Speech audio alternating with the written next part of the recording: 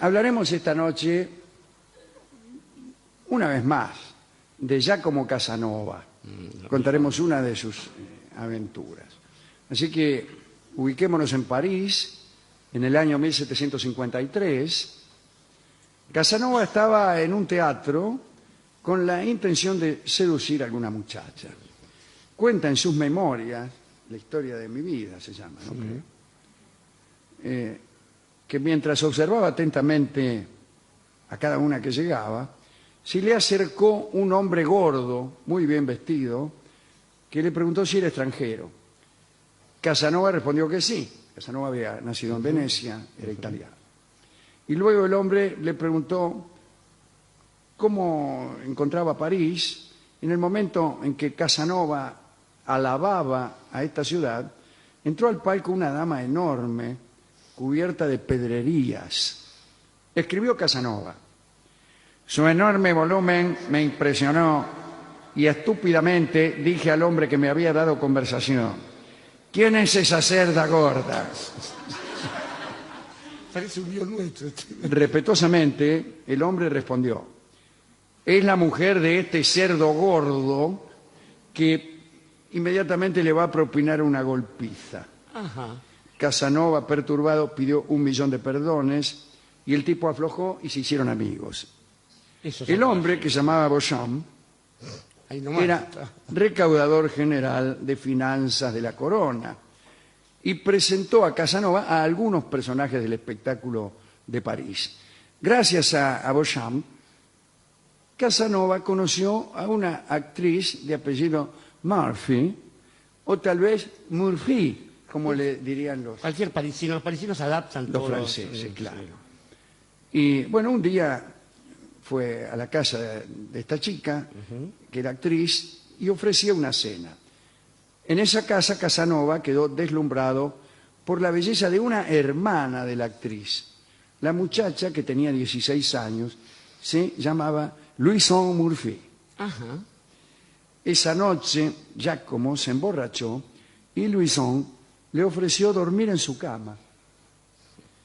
Ella durmió junto a él, casi desnuda, como era su costumbre, pero no pasó nada. Casanova declaró haberse despertado enamorado. Bueno. Y desde entonces la cortejó. Le confesó su pasión, le compró collares, suplicó a la hermana, a la actriz, que intercediera y que hablara maravillas de él, y hasta fingió nuevas borracheras para lograr acostarse otra vez junto a Louison, pero de un modo más activo.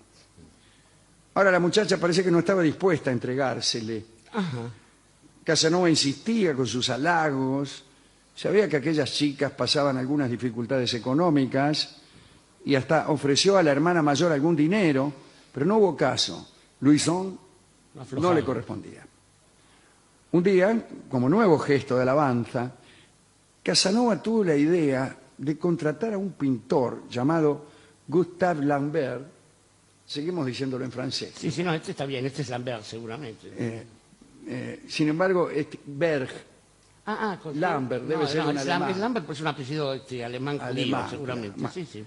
Para que, bueno, lo contrató al pintor para que le pintara un cuadro, retratara a Louison. Y logró que ella posara desnuda. Paso a paso, dirían. Al pie del cuadro, Casanova hizo escribir las palabras homorphi, que en griego significa hermosa. Homorfos. Homorfos, claro. Debe ser, sí, ¿no? Sí. Está bien. Bueno, el pintor Gustave Lambert, o Lambert, se quedó contento con el resultado de su propio trabajo y le preguntó a Casanova si no le molestaba que hiciera una copia para mostrarla a algunos marchands y hacer algún dinero. Casanova aceptó. Hasta estaba contento por el hecho de que la belleza de su amada Louison se iba a conocer en distintos lugares. Pero sucedió algo inesperado. Lambert fue un día a Versalles a mostrar sus trabajos y lo recibió nada menos que el señor de Saint-Quentin, que era el encargado de buscar doncellas para Luis XV. Luis XV, claro. Cuando vio el cuadro de Louison, pensó que una joven tan hermosa seguramente le iba a gustar mucho a su amo. Y le mostró el retrato al rey, a Luis XV. Luis XV quedó maravillado. Al día siguiente dio la orden de que Louison fuera llevada a Versalles. La noticia llenó de alegría a las hermanas Murphy. Ser la amante del rey significaba para ellas una fortuna considerable, pero el que quedó muy triste fue el pobre Casanova. Aquel último gesto del cuadro había servido para que otro, y nada menos que el rey de Francia, amara a su querida Louison. Apenado, no intentó siquiera oponerse con recomendaciones al entusiasmo de Louison. Hubiera sido inútil igual, ¿no? Y dejó que las cosas sucedieran. Cuando llegó Louison a Versalles, ella fue recibida por el mayordomo de los reales placeres, así se llamaba. Ese es un ministerio bueno. Ese es un laburo. Y bueno, la metió ahí en un pabellón del parque. Ese parque no era otro que el famoso Parque de los Ciervos, en donde Luis XV tenía una especie de harén, de pequeño serralio. Como hemos contado alguna vez, muchas de las jóvenes que estaban allí habían llegado a pedido de la propia favorita, Madame de Pompadour, para que el rey obtuviera de aquellas muchachas lo que ella no podía brindarle. La Pompadour tenía, como hemos contado algunas veces aquí, un temperamento bastante frío para el amor, y como quería que el rey se mantuviera a su lado, le conseguía minas. Y la verdad es que logró permanecer junto a Luis hasta su muerte, no hasta la muerte de Luis, hasta la muerte de ella. Ella murió muy de viruelas, creo, de una enfermedad así, y el rey la lloró muchísimo.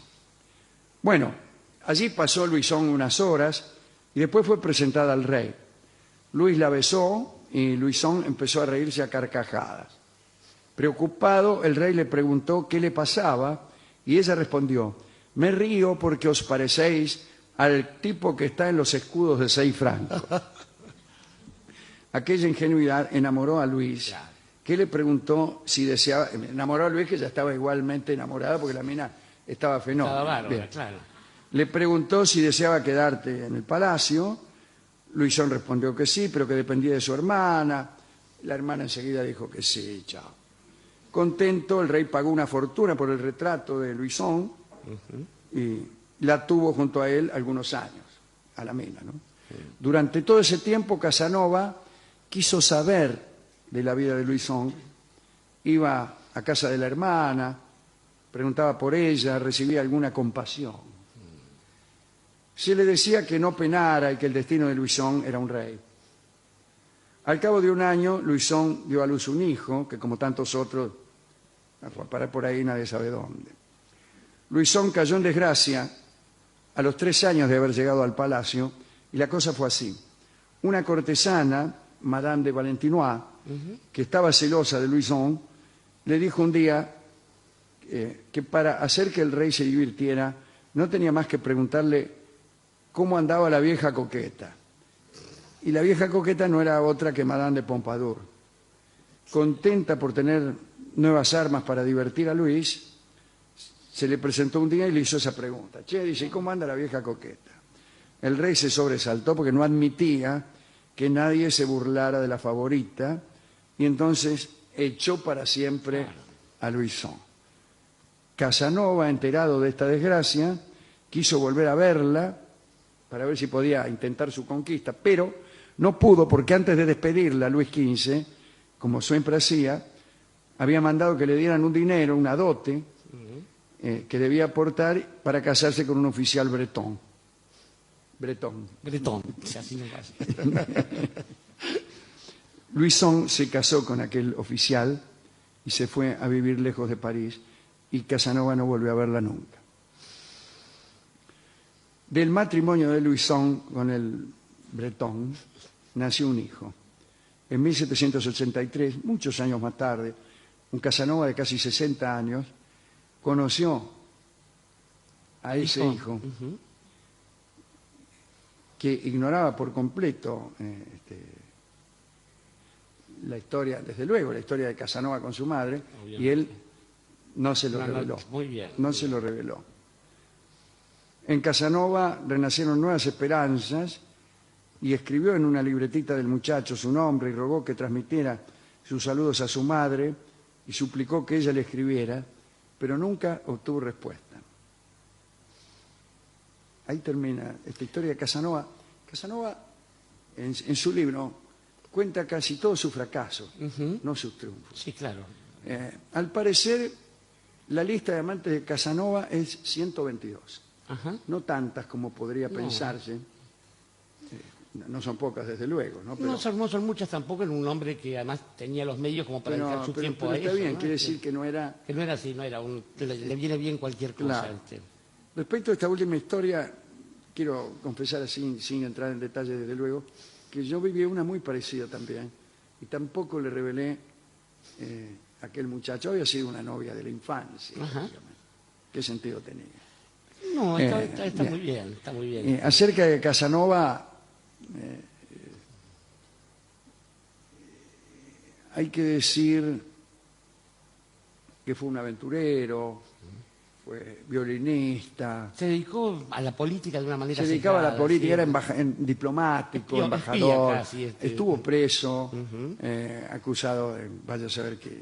Pero bueno, lo que más ha quedado de él ha sido su carácter de misionero. De misionero. Este misionero en el sentido de la posición, pero bueno. Misionero en primer lugar. Ante todo, buenas tardes. De gran amante, ¿no? De gran amante. Murió en Bohemia, es decir, en la República Checa, ¿no? Así se llamaba entonces.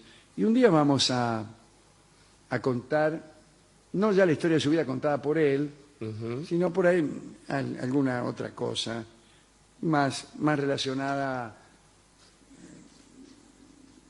con la política, con sus ideas del siglo, la porque diplomacia. Sí. Basta el dato que acaba de decir para saber que de los fastos y oropeles del reinado de Luis XV, muy rápidamente cuando asume Luis XVI, empieza a cambiar la historia del mundo. Hay unos muchachos claro. que se reúnen para escribir la enciclopedia y todo lo demás. Sí, pero él murió después de la Revolución Francesa, en 1798. Claro, que convengamos también que cuando había un chiste de un humorista italiano que un campesino le decía a otro, viste que acaba de empezar la edad moderna, che, quizás la gente no registraba los enormes cambios que se estaban registraba, produciendo. lo mismo que los turcos que entraban en Constantinopla no registraban el comienzo de la modernidad. Y quizás la gente que rodeaba al apreciable Casanova tampoco podía distinguir en él una cualidad que creo que es la que lo convierte en un amante singular, y era su preocupación no solo por la técnica amatoria, sino por hacer que esos momentos fugaces de placer tuviesen una condición de duración mayor, que le diesen sentido quizás a la eternidad o al raudo pasaje que tenemos los hombres por la vida. Estaba pensando que este asunto de la seducción funciona también en Casanova como un desafío. Sería mucho más fácil todo si la chica quisiera inmediatamente, ante lo cual los gestos de cortejo no tienen mayor sentido, son un ritual ya, digamos, como automático. Se dice que Casanova no empleaba las metodologías de aquel tiempo, que eran más bien brutales y eran absolutamente ofensivas para las mujeres, al menos vistas desde una óptica actual, ya que las mujeres, aunque cueste creerlo, se las trataba todavía peor que ahora. Sí, y bastante peor. Y la otra cosa es la preocupación justamente por el placer femenino, lejos de las perspectivas de aquella algo época. que no figuraba todavía en los planes de nadie. Incluso, habiendo pasado ya la época de los cantores de gesta, ya, cuando estaban ya de moda solo como objetos históricos la muerte de Artús y las historias de Tristán e Isolda, por ejemplo, digo que había una especie de desaprensión del varoncito hacia la dama. No había quedado nada más que el gesto del homenaje. De modo que uno tuviera a una mujer cerca o lejos, incluso si era el rey de Francia, no era tan importante. A partir de ese momento de Casanova, y ya después, más avanzado con el romanticismo, empieza a ver esta historia del amor, donde lo importante parece ser extrañamente la ausencia. cosa que ya sabían los clásicos. ¿Qué sería de la felicidad de leer Romeo y Julieta si se hubieran casado? Claro, sí, tiene razón. Estaba pensando en algunas citas poéticas, como esa mujer se parecía a la palabra nunca, donde no solo se da la ausencia, sino la imposibilidad de cruce alguno. O vendrá la muerte y tendrá tus ojos, que también lo dice algún poeta por ahí. Oyendo más cerca, un chileno, me gusta cuando callas porque estás como ausente. El mismo Neruda escribe del lado femenino, amo el amor de los marineros que besan y se van hasta que un día se encuentran con la muerte y se duermen en el fondo del mar. Parecería ser que nuestra idea, finalmente, del amor consagrado de manera definitiva, es quizás la ausencia. Pero eso sirve en realidad, esto es un consejo que le damos a la gente. Eso nació en el siglo XI, XII o XIII, exactamente, en Provenza. En Provenza ese es el cantar esa idea del amor que los clásicos no conocieron. Exactamente, y que ha complicado tanto la vida de hoy en día. Porque sí, hay un momento en el que la ausencia no sirve para escribir poemas, no sirve para componer óperas, no sirve para enfrentar a la inmortalidad de ese modo, y es solamente el infierno, pero solamente es el infierno transformado en cualquier lugar, porque así donde uno esté, es el infierno cuando uno está sin ella. Y sin ella es el título del bello tango que escucharemos ahora en la voz de Charlo.